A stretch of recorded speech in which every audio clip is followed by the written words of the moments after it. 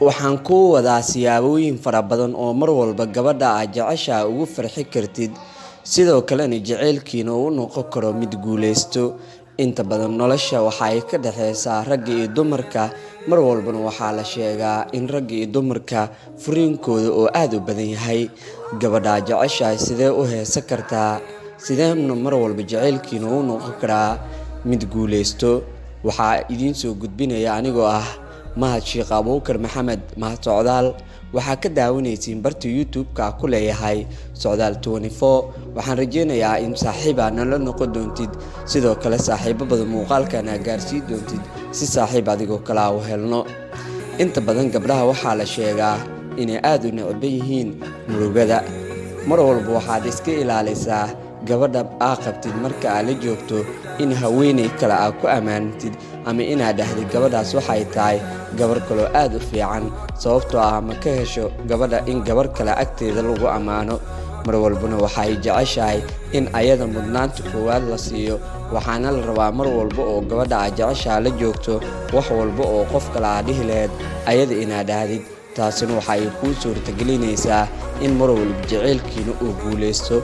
Sifaha labaad oo laga rabo waxay tahay in gabadha wax walba ama tilaabo walba oo aad qaadaysid aad u sheegtid. Haddii xitaa ay noqon lahayd in xaas labaad aad guursanaysid, waxaa laga yaabaa gabadhi koowaad aad qabtay haddii aad ka qarisid in xaas labaad aad guursato, waxaa laga yaabaa ayada oo caruur fara badan kuu heeso in furiin ay kaa dalbato, taasina dhib ay kugu noqoto.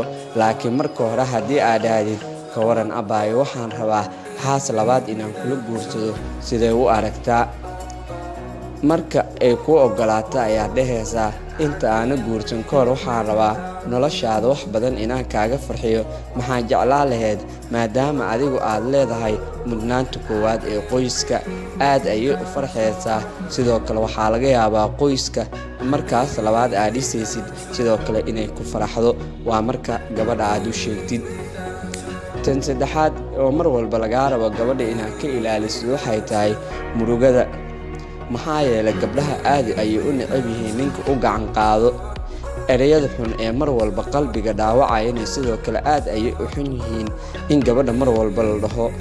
Maxaa yeelay nimanka qaar ama ragga qaar ayaa waxay dhahaan adigu si fiican wax uma kari taqaanid, adigu si fiican uma labisa taqaanid, iyo waxyaabo kale inay dhahaan. taasina dhibaato ayay u keenaysaa. waxaan rabaa adiga oo qoslaayo siyaabooyin kala duwan inaad gabadha u tababartid si markaas nolosheeda wax badan ay ugu soo biiraan. laakiin qofka haddii si careysan aad wax ugu sheegtid, waxaa laga yaabaa gabadha 100% inay furiin kaa dalbato, taasina dhibaato ayay kugu noqonaysaa. waxaa la rabaa mararka qaar dhibaatooyin yaryar oo dhici kara xagga dhexdiina inaad iska ilaalisid.